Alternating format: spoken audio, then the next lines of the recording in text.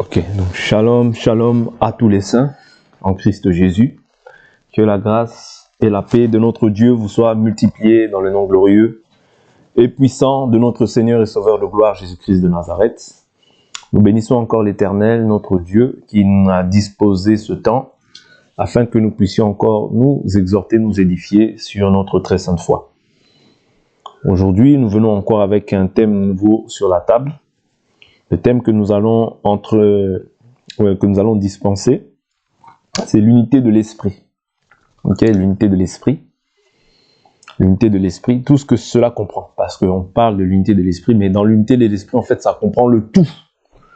Donc, quand on va parler de l'unité de l'esprit, on va voir aussi l'unité de l'âme, on va voir l'unité, avoir un même cœur, une même pensée, une même âme, un même esprit. Tout ça, en fait, se joint.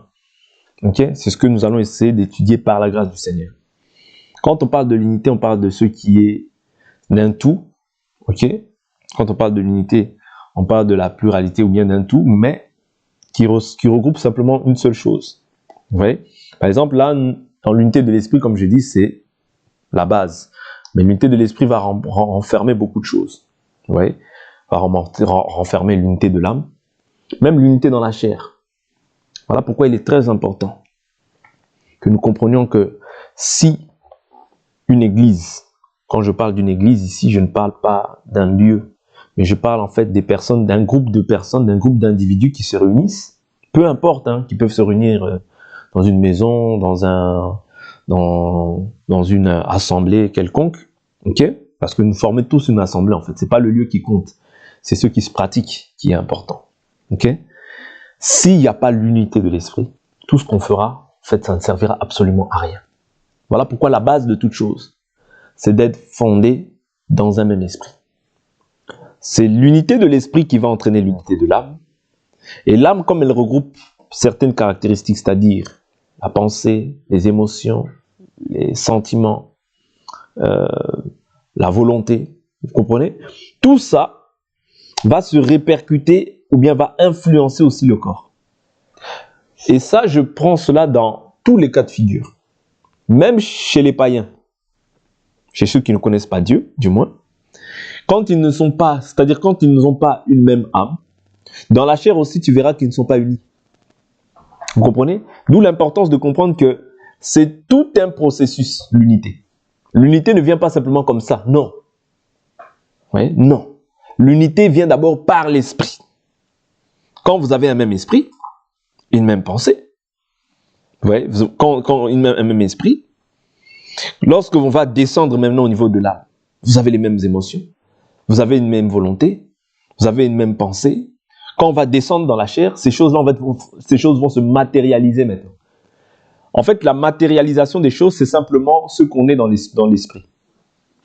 Est-ce que vous comprenez? La matérialisation des choses physiques, c'est simplement ce qu'est l'homme intérieur. De même aussi, lorsqu'une personne te dit « je ne t'aime pas », ou bien « je t'aime », ok? Ici, je prends simplement ces deux mots. « Je ne t'aime pas » ou bien « je t'aime », ça ne vient pas d'abord de la bouche. Ça vient de l'intérieur. C'est le cœur. C'est-à-dire, comme cette parole, elle a abondé dans son cœur, eh bien, c'est ce qui se matérialise, en fait, dans la chair. Vous comprenez un peu? Donc, c'est très important de comprendre ces choses-là. Parce que l'Écriture dit, c'est de l'abondance du cœur que la bouche parle. Vous comprenez? Voilà pourquoi il est important d'être attentif quand les gens parlent. Ici, je ne vous ramène pas à être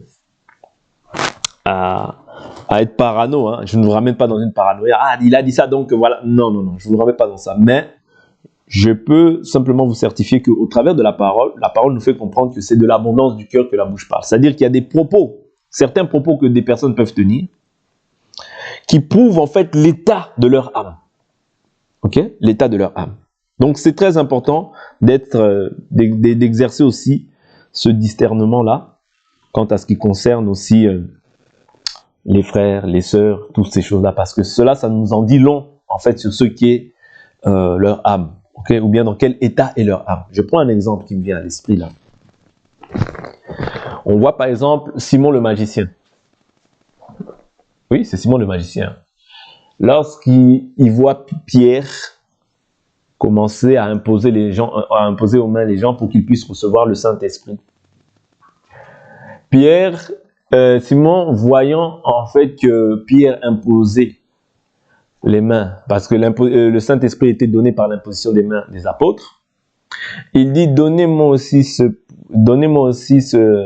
pouvoir, afin que moi aussi je puisse imposer aux gens et qu'ils puissent recevoir le Saint-Esprit. Vous voyez? Paul lui dit que ta pensée périsse. Je prends cette écriture. Je ne veux pas l'écorcher, donc je prends l'écriture. C'est-à-dire, il voit directement, en fait, qu'est-ce qu'il y a dans son intérieur. Quelle est sa pensée? Comment est disposée son âme? C'est pour ça que c'est important d'exercer le discernement. Parce que le discernement peut te faire comprendre il est dans quel état, en fait, au niveau de son âme. La parole, les propos que les gens tiennent te montrent à suffisance dans quel état est son âme intérieure. C'est important d'exercer ce discernement-là. Parce que c'est le discernement qui permet de savoir, en fait, qui est qui. Ouais. Comment cette personne aussi vit. Parce que quand une personne parle, fin des fins finit par se dévoiler. L'Écriture nous dit, ici je suis dans Actes chapitre 8, je prends le verset 18. Lorsque Simon vit que l'Esprit était donné par l'imposition des mains des apôtres, il leur apporta de l'argent et dit, donnez-moi aussi ce pouvoir que celui à qui j'imposerai les mains reçoive l'Esprit Saint. Mais Pierre lui dit, que ton argent aille à la perdition avec toi, puisque tu as pensé. Ouais, c'est dans la pensée. Or, la pensée, c'est dans l'âme. C'est-à-dire que ton âme est mal disposée. Est disposée à pouvoir acquérir le don de Dieu à prix d'argent. Or, le don de Dieu n'est pas pécunier. C'est un don. Ouais. Un don, c'est pas... la Bible nous dit que ça dépend ni de celui qui veut, ni de celui qui court, mais de Dieu qui fait miséricorde ou grâce. Vous comprenez? C'est-à-dire la grâce, ce n'est pas la faveur de l'homme. L'homme ne peut rien, puisque c'est l'œuvre de Dieu. C'est Dieu qui choisit, c'est Dieu qui établit pour pouvoir aller porter du fruit. Vous comprenez? Donc là, en fait, Paul, il voit l'état de son âme. Parce qu'il dit quoi? Il dit que ton argent aille à la perdition avec toi, puisque tu as pensé acquérir le don de Dieu à prix d'argent. Il n'y a pour toi ni part ni lot dans cette affaire, car ton cœur n'est pas droit devant Dieu. Ouais, c'est-à-dire que lui, il peut lire déjà, en fait, son cœur. Pourquoi? Comment il a lu son cœur? Par les propos qui sortaient de sa bouche. C'est pour ça que je vous dis que quand une personne parle, fin des fins, elle finit par se révéler, c'est-à-dire révéler son cœur. Voilà pourquoi il faut être attentif quand les personnes parlent. Ça nous permet de pouvoir connaître, en fait, l'état de leur âme. Vous voyez? L'état de leur âme. Voilà pourquoi, toi étant un enfant de Dieu, tu ne peux pas te... La Bible nous dit certains péchés sont manifestes. D'autres, c'est après coup qu'on les constate. Vous comprenez? Donc, il faut toujours attendre l'après coup. Tu verras toujours, Dieu finira toujours par révéler. Par révéler, en fait, comment est cette personne. Dieu révèle toujours. Dieu expose toujours. Vous voyez? Donc, c'est très important. Ici, pourquoi je dis ça? Parce que si nous ne sommes pas unis dans l'esprit, si nous ne sommes pas un au niveau de l'esprit, il est impossible que nous soyons un au niveau de l'âme. Si nous ne sommes pas un au niveau de l'âme, il est encore plus impossible que nous soyons un au niveau de la chair. C'est très important parce que nous sommes bien sûr des enfants de Dieu, c'est-à-dire que quand nous nous réunissons, nous cherchons à pouvoir communiquer des grâces ou à pouvoir édifier, selon qu'il est écrit, édifiez-vous chaque jour sur votre très sainte foi. C'est-à-dire que ça, c'est au niveau de la parole. Mais au niveau de la chair aussi, nous pouvons avoir aussi des frères, des sœurs qui sont dans le besoin au milieu de nous. Mais maintenant, si vous n'êtes pas unis en fait dans l'esprit, dans la chair, les gens peuvent te voir dans une difficulté. Comme vous n'êtes pas unis au niveau de l'esprit, c'est impossible que dans la chair, cette personne-là soit unie avec toi. C'est-à-dire qu'il te dira, non, ton problème ne me regarde pas. Pourquoi? Parce qu'en réalité, l'unité ne commence pas par la chair. Non, elle commence premièrement dans l'esprit, se répercute dans l'âme, et dans l'âme influence le corps. Vous voyez? C'est comme ça. Ouais, c'est comme ça. Si ces choses-là ne sont pas bien établies, vous verrez qu'il est impossible qu'on soit un même cœur. Il est impossible qu'on soit une même âme. Il est aussi encore impossible qu'on ait une même pensée. Parce que je vous dis toujours que le rôle de l'esprit, quel est le rôle de l'esprit? Oui. Le rôle du Saint-Esprit, c'est de nous joindre tous. Oui. C'est de nous joindre afin que nous soyons un. Jésus a dit quoi dans sa prière sacerdotale? Père, je veux qu'il soit un avec moi. Je prends cette écriture. Je n'aime pas écorcher l'écriture, donc je préfère la dire dans... Je vais prendre cette écriture. Jean chapitre 17. Alors, l'écriture dit... je prends Jean chapitre 17, je prends à partir du verset... Je prends à partir du verset 15. Je prends à partir du verset 15. Je ne te prie pas de les ôter du monde, mais de les garder du malin. Ils ne sont pas du monde, comme moi je ne suis pas du monde.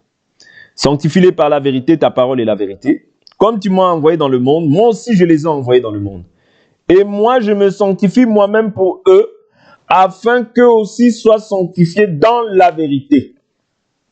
Ok? Ils se sanctifient pour nous, afin que nous aussi nous soyons sanctifiés dans la vérité. On ne peut pas être sanctifié dans le mensonge. Ok? On ne peut pas être saint dans le mensonge. On est sanctifié que dans la vérité. Or, la vérité, c'est tout un homme.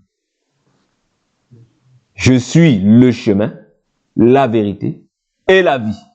Je suis, il est. C'est-à-dire, si tu n'as pas cette vérité, même si tu es pieux à la manière des hommes, tu n'es pas saint, tu n'es pas sanctifié. Parce que la sanctification passe par la vérité. Voilà pourquoi tous ceux qui sont ennemis de la vérité ne peuvent pas être saints. Il faut aimer la vérité même si elle est dure. Quand tu n'aimes pas la vérité, tu n'es pas fils de lumière. Ok? Donc, il faut se sanctifier dans la vérité. Il dit, comme tu m'as envoyé dans le monde, moi aussi je les ai envoyés dans le monde. Et moi je me sanctifie moi-même pour eux, afin qu'eux aussi soient sanctifiés dans la vérité. Ce n'est pas pour eux seulement que je prie, mais encore pour ceux qui croiront en moi par leur parole. Afin que tous soient un, comme toi, Père, tu es en moi, et moi en toi. Ouais.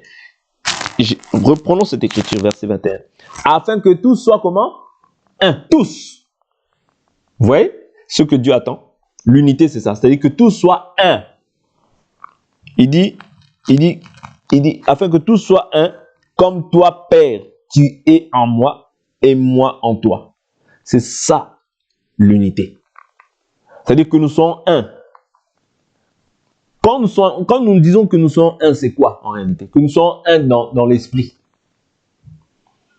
L'esprit, nous allons voir qu'est-ce que ça constitue. Quand on parle de l'esprit, qu'est-ce que ça constitue? Parce que l'esprit aussi, c'est la parole. Vous voyez? L'esprit, c'est aussi la parole. Ça veut dire qu'on ne peut pas avoir deux paroles. Ça n'existe pas. On ne peut pas avoir trois paroles. Ça n'existe pas. Ça veut dire que quand nous sommes un en esprit, il y a des choses, parce que Dieu est esprit. Vous voyez? Il dit Père. Il dit afin que tous soient un, comme toi, Père. Or, le Père, c'est aussi l'Esprit. L'Esprit, c'est aussi la parole. Parce que dans l'Apocalypse, la Bible nous dit son nom est la parole de Dieu. Ça veut dire, au commencement était la parole était avec Dieu, la parole était Dieu. C'est-à-dire que la parole, comme elle est Dieu, nous devons être aussi un dans cette parole. Nous ne pouvons pas être deux dans cette parole, trois dans cette parole, non. Vous voyez? Nous devons avoir la même parole. C'est ça qui va faire en sorte que nous ayons un même esprit, une même pensée, et que nous soyons une même âme, un même cœur. Mais si ces choses-là ne sont pas un, si au début, il y a déjà des divergences, moi je crois que Jésus n'est pas Dieu, mais il est seulement le Fils de Dieu, c'est une divergence. C'est une vérité, mais assaisonnée de mensonges. Or, nous croyons que la parole est la vérité.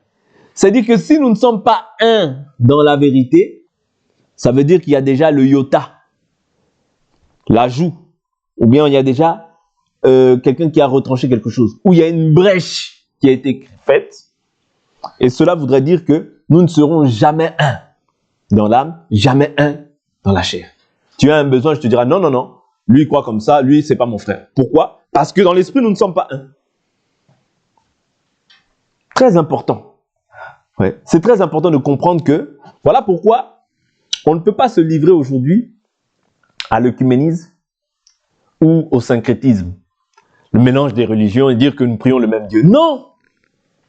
Non, je ne prie pas le même Dieu qu'un musulman. Je ne prie pas le même Dieu qu'un catholique. Je suis désolé. On prie Dieu par rapport à la doctrine. Ça veut dire notre doctrine, Jésus ne nous a pas dit d'aller, c'est-à-dire Jésus ne nous a pas dit qu'il y avait un intermédiaire entre Dieu et les hommes. Parce que Jésus lui-même dit, l'intermédiaire entre Dieu et les hommes, c'est Jésus-Christ homme. Mais l'intermédiaire entre Dieu et les hommes, ce n'est pas Marie. Je ne prie pas le même Dieu que les catholiques. Je ne prie pas le même Dieu que les kimbanguistes. Je ne prie pas le même Dieu que les méthodistes. Je ne prie pas le même Dieu que les pentecôtistes. Vous comprenez? C'est-à-dire que, premièrement, l'unité de l'esprit. Oui. Premièrement, l'unité de l'esprit. Tous soient un comme toi, Père, tu es en moi et moi, je suis en toi. Le problème, c'est d'abord l'unité. Pour que je puisse dire que toi, tu es mon frère, c'est pas simplement « Ah, mon frère, non !» Oublions ça. Des fois, c'est beaucoup l'œcuménisme même qui agit dans cela. Oublions ça. Quand je parle de l'œcuménisme, je parle des différents courants religieux qui s'assemblent n'ayant pas la même doctrine. Nous avons déjà vu cet enseignement-là il y a bien longtemps. Tu ne peux pas être un avec une personne qui ne croit pas en la parole. Qui ne croit pas en la parole. C'est-à-dire, si toi tu sais que tu es dans la vérité, tu dois conserver ce que tu as. Parce que la parole, c'est ton salut. Tu ne peux pas commencer à prier avec tout le monde et n'importe qui parce qu'il faut prier, parce qu'il faut être uni. Non, on s'unit sur base de la foi, sur base de la fondation, sur base du fondement qui est établi. C'est ça qui va faire en sorte que nous soyons un dans l'âme, un dans la chair. Vaut mieux être seul et garder la vérité que d'être avec tout le monde, mais être dans le mensonge. Dieu t'appuiera même si tu es seul. Élisée, lorsque les Syriens sont venus faire la guerre, ils étaient beaucoup selon la chair. Mais Dieu était de quel côté? Dieu était du côté d'Élisée, de Géasi. Vous comprenez? Donc le problème, ce n'est pas le monde. Le problème, c'est as-tu Dieu? Parce qu'avec eux, il y a un bras de chair, mais avec nous, il y a l'Éternel des armées. Élie, il a dit, je suis resté seul.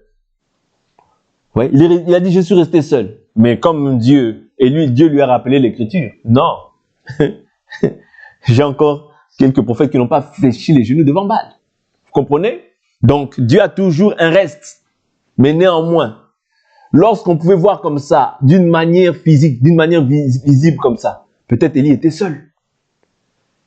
Vous voyez? Dans la chair comme ça, il était seul. Vous comprenez? Donc, il ne s'agit pas de ce que les hommes voient, de ce que les hommes pensent. Non. Il ne s'agit pas du nombre ou bien de la foule. D'ailleurs, notre doctrine, ouais, Jésus, il a chassé la foule. Jésus a chassé la foule. Vous croyez que quoi? Quand Jésus dit, l'heure vient, ou maintenant, celui qui ne mange pas la chair, qui ne mange pas ma chair et boit le sang du Fils de Dieu, n'a pas la vie en lui. Ah, les gens se retirent. C'est une manière de chasser les gens. Et Jésus leur dit par la suite, vous aussi, ne voulez-vous pas les suivre? Il dit, non, nous savons. Le problème, c'est de savoir qui est-ce que tu suis. Si tu ne sais pas, c'est ça qui va entraîner, c'est-à-dire le fait que tu ailles te rassembler, faire l'œcuménisme avec tout le monde. Parce que tu ne sais pas. Mais quand tu sais, tu demeures.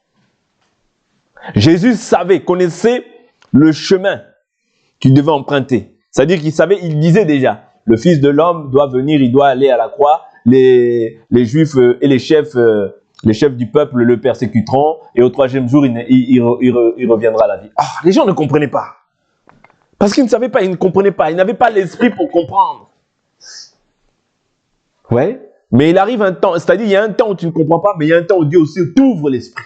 Et quand Jésus maintenant leur ouvre l'esprit, ils ont compris. Le problème, c'est de savoir. Vous connaîtrez la vérité vous rendra libre. Le problème, c'est de connaître. Les vrais adorateurs adoreront le Père en esprit et en vérité. Vous adorez ce que vous ne connaissez pas. Nous adorons ce que nous connaissons. Le problème, c'est de connaître. Quand tu connais, tu es libre.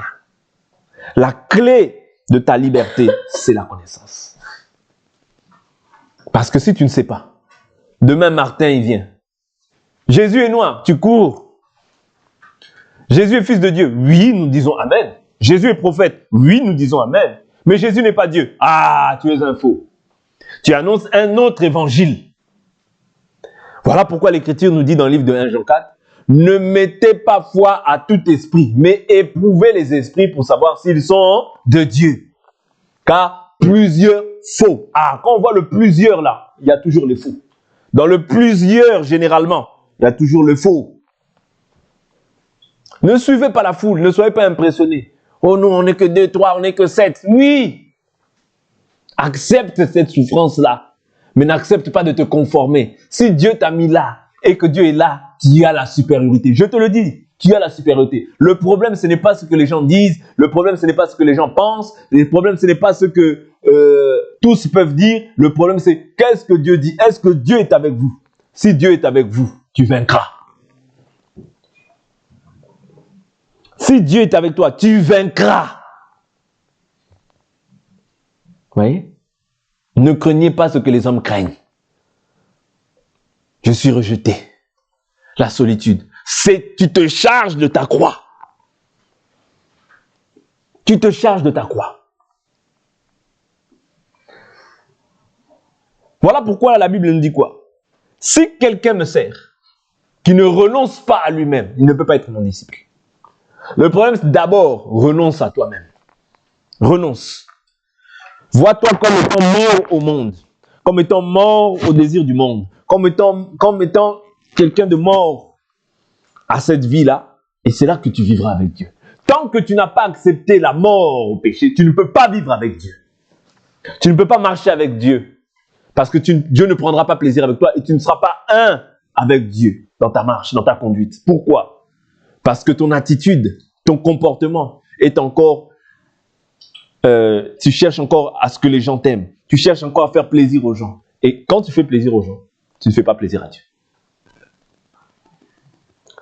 Est-ce que tu peux chercher à faire plaisir à Satan? Oui. Est-ce que tu peux chercher à faire plaisir à Satan? Or, le monde entier est au pouvoir du malin. Si Jésus avait dit une partie du monde, j'aurais pu dire que non, ça va. Mais Jésus a dit le monde entier. Donc tous ceux auprès de qui tu t'affectionnes, ils sont au pouvoir du malin. Mais toi, tu veux encore, c'est-à-dire te fondre dans cette masse-là. Non, tu te conformes. Tu te conformes. La Bible nous dit, ne vous conformez pas au siècle présent, mauvais.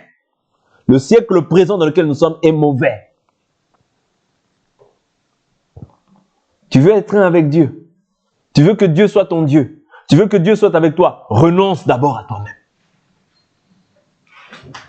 C'est là où le bas blesse. Parce que beaucoup sont là à vouloir des choses de Dieu. Mais ils ne veulent pas souffrir avec Dieu. Tu veux les choses de Dieu, mais tu ne veux pas souffrir avec Dieu. Non, c'est pas comme ça.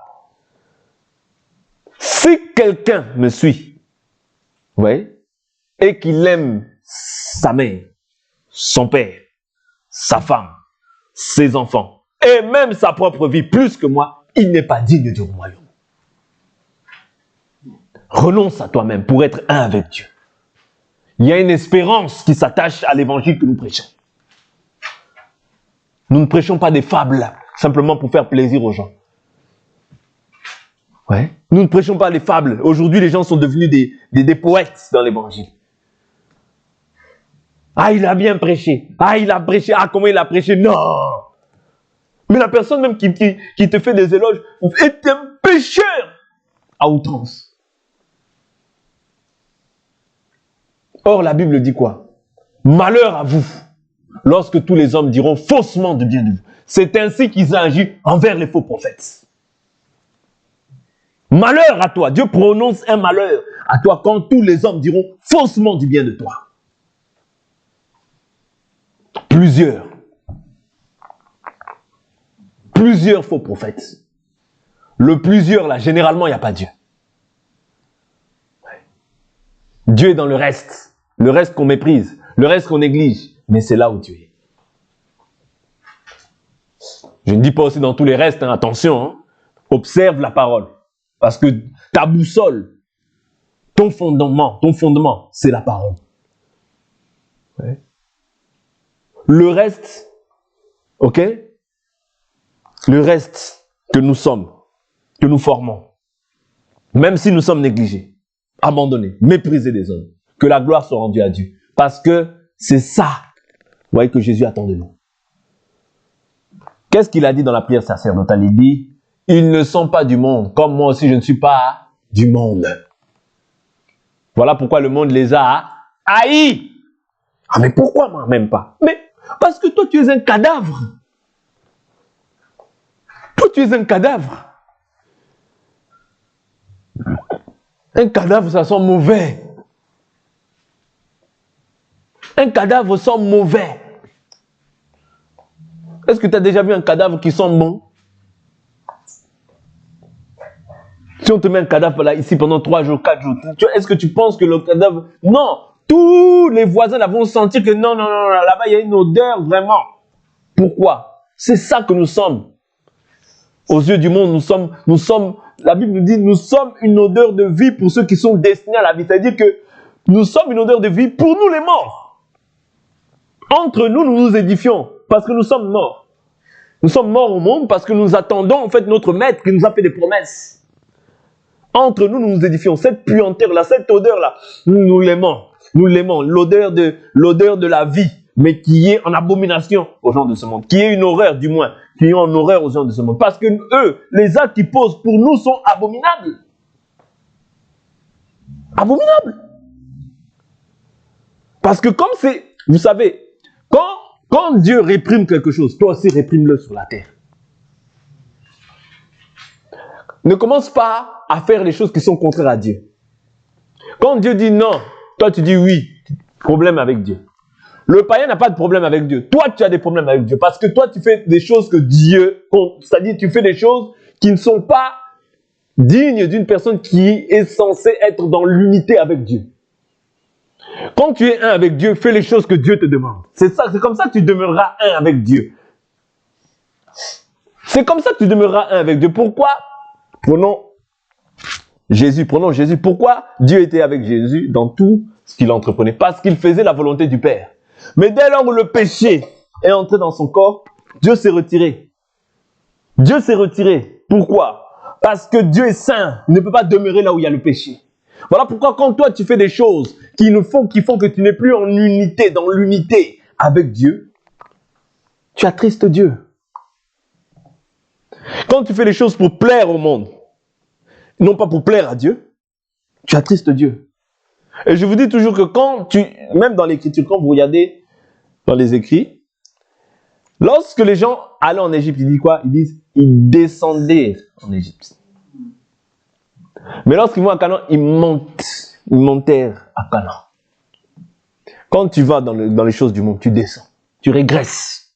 Quand tu vas dans les choses de Dieu, tu montes. Voilà pourquoi la Bible dit, si vous êtes ressuscité avec le Christ, affectionnez-vous aux choses d'en haut. Pensez à ce qui est en haut et non à ce qui est sur la terre. Car vous êtes quoi? Mort, votre vie à vous. Elle est cachée en Dieu avec le Christ Jésus. C'est ça, être chrétien. Tu veux être un avec Dieu. Observe ses commandements. Si la chose va à l'encontre de Dieu, toi tu ne peux pas, en fait tu ne peux jamais faire plaisir à la chair, plaisir à une personne, plaisir à un individu. Directement. Avec Dieu, ça ne va plus. Il faut savoir ça. Si le païen lui fait n'importe quoi, c'est Dieu sans tenir compte de ton ignorance. Il est ignorant. Toi, tu as la vérité. Ah non, mais si je dis ça, tu ne peux pas faire des choses qui plaisent au monde. Tu prends des choses que Dieu, par exemple, ne sont pas bonnes. Tu vas, par exemple, tu prends par exemple, je ne sais pas moi, je ne sais pas. Admettons que, voilà, il y a des choses que Dieu n'agrée pas.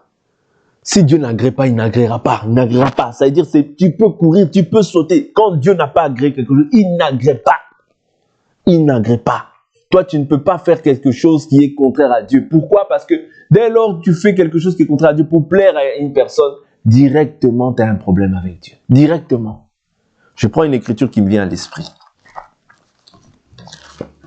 Aujourd'hui, c'était vraiment une introduction, simplement pour nous faire rentrer dans le bain et que nous comprenions un peu dans quelle est vraiment la pensée que nous voulons vraiment essayer d'exprimer par la grâce du Seigneur. Je prends le livre de je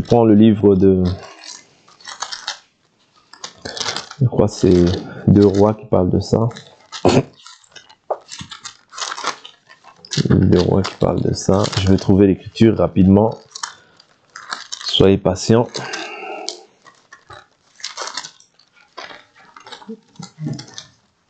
Si c'est pas 2 Rois, c'est dans les livres de Chroniques. Cette écriture là, elle va nous faire comprendre en fait comment est-ce que Dieu est jaloux de nous. Vous voyez? De l'esprit qu'il a mis en nous. Je crois que c'est le livre de Chroniques alors. Si c'est pas Roi, c'est Chroniques.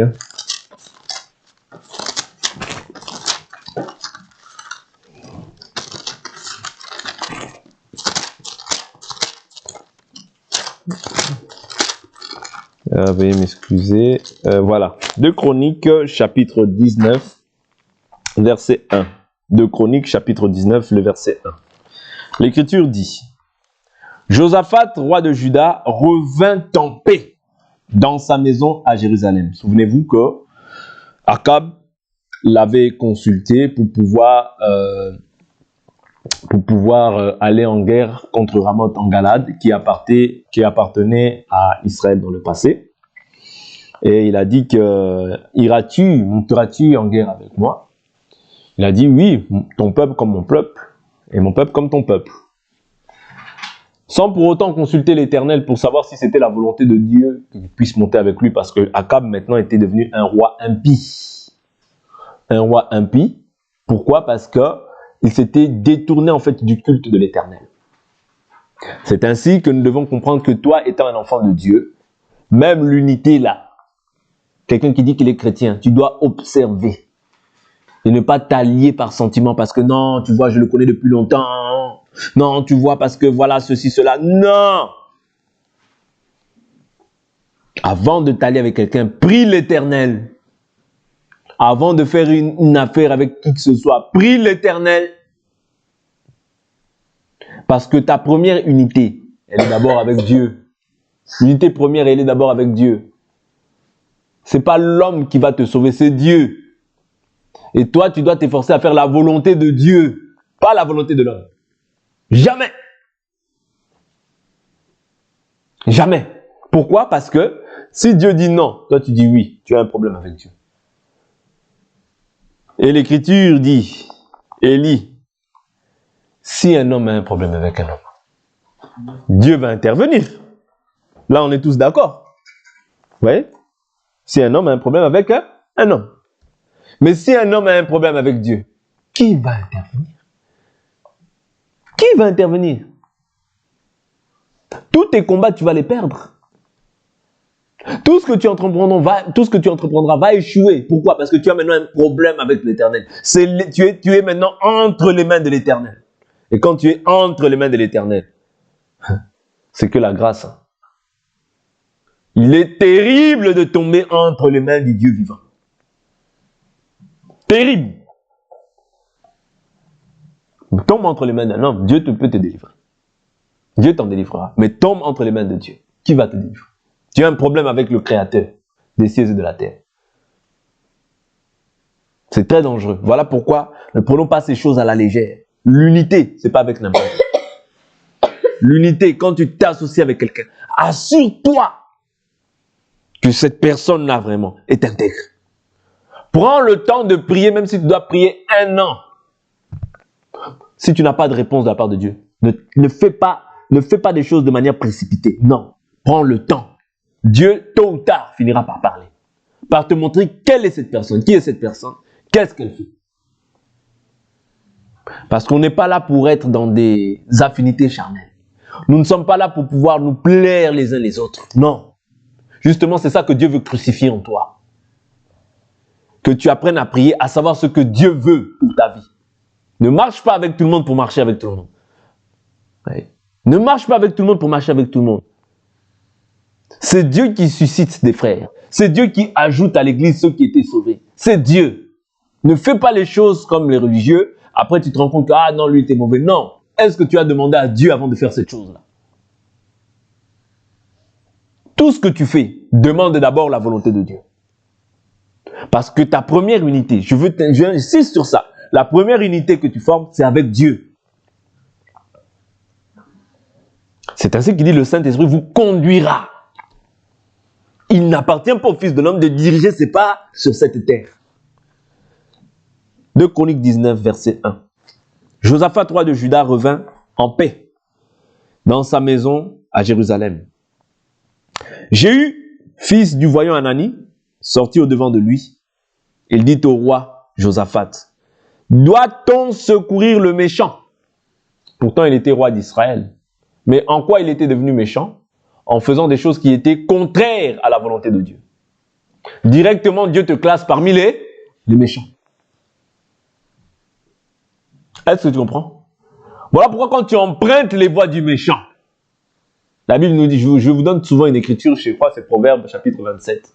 Heureux l'homme, non, pas heureux l'homme, mais la Bible nous dit, ceux qui abandonnent la loi louent le méchant, mais ceux qui la gardent s'irritent envers lui. Envers qui? Envers le méchant. Mais Josaphat n'était pas un méchant. Josaphat n'était pas un méchant. Qu'est-ce qu'il lui dit? Jéhu, fils du voyant Anani, sortit au-devant de lui. Il dit au roi Josaphat, doit-on secourir le méchant? Et aimes-tu ceux qui haïssent l'Éternel? Aimes-tu ceux qui haïssent l'Éternel? Pourquoi il dit haïr l'Éternel? Il y a 2 types de personnes qui haïssent l'Éternel. Mais il y a dans ces 2 types de personnes, il y a celui qui ne connaît pas Dieu. Et là, Dieu ne tient pas compte des temps d'ignorance. C'est-à-dire que cette personne, moi, je ne peux pas la haïr, mais je dois lui manifester toujours de l'amour. Mais il y a la personne qui connaît Dieu et qui se détourne de Dieu. Celui-là, lui et moi, pas de relation. Est-ce que vous comprenez? Celui-là, il connaît la volonté de Dieu, mais il ne le fait pas, lui et moi. Pas de relation. Ne sois pas plus sentimentaliste que Dieu.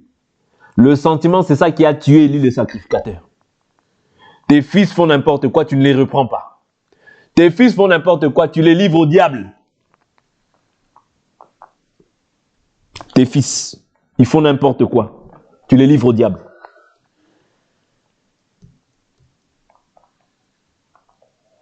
Est-ce que vous comprenez? Aimer Dieu de tout son cœur. Tes fils dans la chair comme ça que tu as mis au monde, ils font n'importe quoi. Ils commencent à se méconduire. Livre-les au diable. Pour la destruction de la chair. En vue qu'ils soient sauvés au jour du Seigneur. C'est toujours par amour. Parce que si tu ne fais pas ça, tu n'aimes pas Dieu de tout ton cœur. L'Écriture dit, aimes-tu ceux qui haïssent l'Éternel? À cause de cela, l'Éternel est indigné contre toi. Oui. À cause de ça, l'Éternel est indigné contre toi. Mais il dit quoi? Mais il s'est trouvé de bonnes choses en toi, car tu as balayé du pays les poteaux d'Achéra et tu as appliqué ton cœur à rechercher Dieu. Vous voyez? Il s'est trouvé de bonnes choses en lui. C'est qu'il a appliqué son cœur à rechercher Dieu. C'est-à-dire, c'est ça à quoi Dieu prend. Mais tu peux t'appliquer et au bout d'un moment, commencer à faillir. Non. Quand tu poursuis, la Bible nous dit, celui qui recherche la justice et qui la poursuit. Tu dois poursuivre la justice. Méditer cette parole, ce n'est pas un temps, non. Tu la médites tout le temps. Pourquoi? Parce que plus tu la médites, plus la connaissance va croître, mais c'est pour que la crainte de Dieu s'installe en toi. Vous comprenez? Et que tu ne puisses pas avoir un jugement partagé dans ta manière de faire, mais que tu juges selon la justice, que tu marches selon la vérité, et que tous les jours de la vie, tu puisses craindre Dieu. Ouais. C'est pas que tu commences et après en chemin, tu es là, tu commences à être ni chaud ni froid. Non. Reste ferme dans les voies du Seigneur et Dieu ne manquera pas d'appuyer aussi ton témoignage. Dieu ne manquera pas de te faire du bien. Mais cela commence par quoi? L'unité. Être un avec Dieu. Être un avec sa parole. Et Dieu t'assistera. Dieu te comblera de bénédictions. Parce que tu l'as gardé, sa parole. Puisque tu as gardé la parole de la persévérance, je te garderai aussi au jour du jugement qui va s'abattre sur la terre. Je te garderai. C'est une promesse. Exerçons ces choses-là dans nos vies. Nous verrons que Dieu sera toujours avec nous. Mais lorsque tu abandonnes cette parole, tu vas commencer à affaiblir, à rentrer dans les états d'âme, dans les émotions. Non. Oui? Restons fermes, restons attachés à cette parole et Dieu nous fera du bien. Que l'Éternel Dieu nous bénisse. Pour aujourd'hui, on s'arrête là, on va prier.